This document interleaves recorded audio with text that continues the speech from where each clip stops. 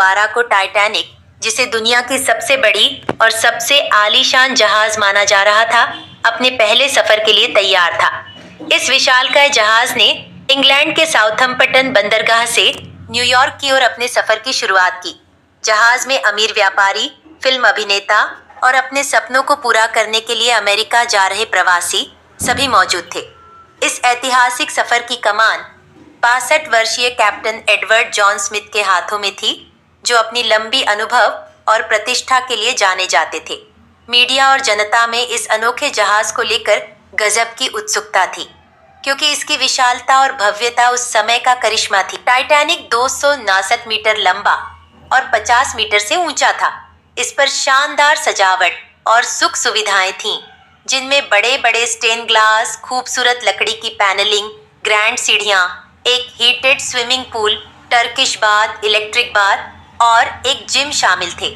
ऐसा कहा जाता था कि टाइटैनिक के लग्जरी और सुरक्षा फीचर्स इतने अत्याधुनिक थे कि इसे असंभव से असंभावित यानी अनसिंकेबल माना गया।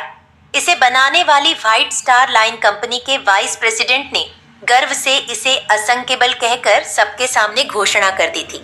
सफर के दूसरे दिन यानी 12 अप्रैल 1912 को टाइटैनिक के क्रू को अटलांटिक महासागर में बर्फीले पहाड़ों की पहली चेतावनी मिली। उस समय के जहाज एक दूसरे को रेडियो के माध्यम से ऐसे संदेश भेजते रहते थे। सावधानी बरतते हुए टाइटैनिक के नेविगेटर ने अपने रास्ते में थोड़े बदलाव किए, लेकिन जहाज की रफ्तार कम नहीं की। वह 21.5 नोट्स लगभग 40 किलोमीटर प्रति घंटे की रफ्तार से आगे बढ़ता रहा। 14 अप्रैल की रात आ गई। उस रात का तापमान नीचे गिर गया और मौसम भी खराब था। रात में कोई चांद नहीं था, जिससे दृश्यता बहुत कम थी। जहाज के ऊपर के लुकआउट पॉइंट पर बैठे एक कर्मी फ्रेडरिक फ्लीट को इस ठंड में कई चुनौतियों का सामना करना पड़ा। करीब 11:29 बजे फ्लीट ने दूर से एक विशाल बर्फ का पहाड़ देखा। वह तेजी से नीचे बैठे अधिकारियों को चेतावनी देने के लिए 3 बार घंटी बजाता है और ब्रिज पर कॉल करता है। फर्स्ट ऑफिसर विलियम मर्डोक तुरंत इंजन रूम को निर्देश देते हैं कि जहाज को बाईं ओर मोड़ा जाए, लेकिन तब तक बहुत देर हो चुकी थी। 1 मिनट बाद 11:44 पर टाइटैनिक उस बर्फीले पहाड़ से टकरा गया। टकराव इतना जबरदस्त था कि शिप के आगे के हिस्से पर गंभीर क्षति पहुंची। ये बर्फ का पहाड़ 200 बाय 400 फीट का था, यानी एक फुटबॉल के मैदान जितना बड़ा, और इसकी ऊंचाई भी जहाज के लुकआउट पॉइंट तक पहुंच रही थी। अनुमान है कि इसका वजन करीब 5 मिलियन टन था। टक्कर के बाद टाइटैनिक के दाएं हिस्से पर एक बड़ा डेंट बन गया, जिससे जहाज की मुख्य बॉडी में छोटे छोटे होल्स हो गए।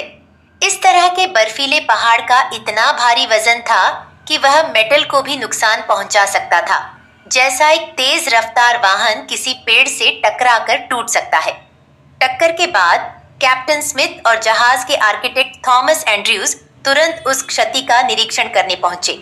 टक्कर के कुछ ही मिनटों बाद कैप्टन स्मिथ और आर्किटेक्ट थॉमस एंड्रयूज ने जहाज के निचले हिस्से का मुआयना करना शुरू किया। उन्होंने पाया कि जहाज के 5 मुख्य वाटरटाइट कंपार्टमेंट्स में पानी भरना शुरू हो गया था।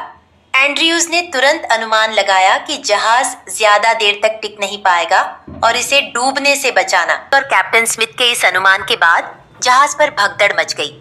लोग अपनी जान बचाने के लिए लाइफ बोट्स की ओर भागने लगे।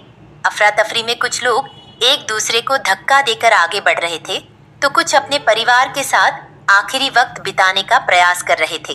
कहानी यहीं खत्म नहीं होती दोस्तों।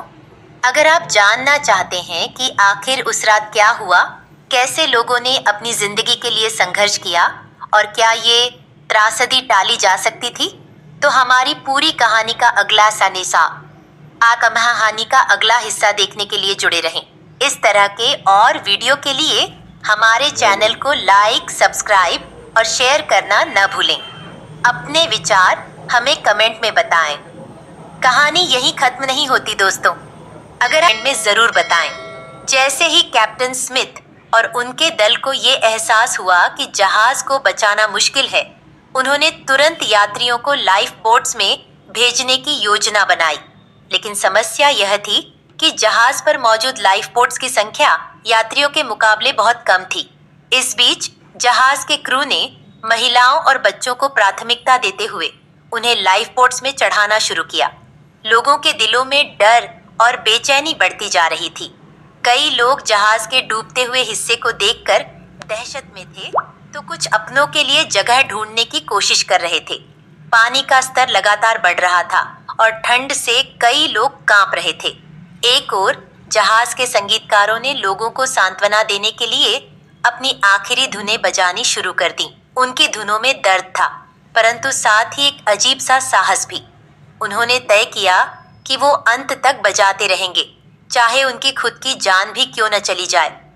जैसे जैसे रात बढ़ती गई, लोगों के संघर्ष की कहानियां भी सामने आती रहीं। कुछ ने दूसरों की जान बचाने के लिए अपनी जान की परवाह नहीं की, तो कुछ ने परिवार और दोस्तों को खोते हुए भी हिम्मत नहीं छोड़ी। यह पल जहाज पर मौजूद हर शख्स के लिए भावुक और जीवन का आखिरी साबित हो रहा था। अगले भाग में जानिए कि कैसे कुछ लोगों ने इस विपदा से बचने की कोशिश की और आखिरकार कितने लोग इस त्रासदी में अपनी जान गंवा बैठे। जुड़े रहें, को छू लेने वाली कहानी के अगले हिस्से को जल्द ही लेकर आएंगे। हमारे चैनल को लाइक, सब्सक्राइब और शेयर करना न भूलें, ताकि इस ऐतिहासिक और भावुक कहानी का हर हिस्सा आप तक पहुंचता रहे। हमारे चैनल को लाइक, सब्सक्राइब और शेयर करना न भूलें और अपने विचार कमेंट में जरूर बताएं।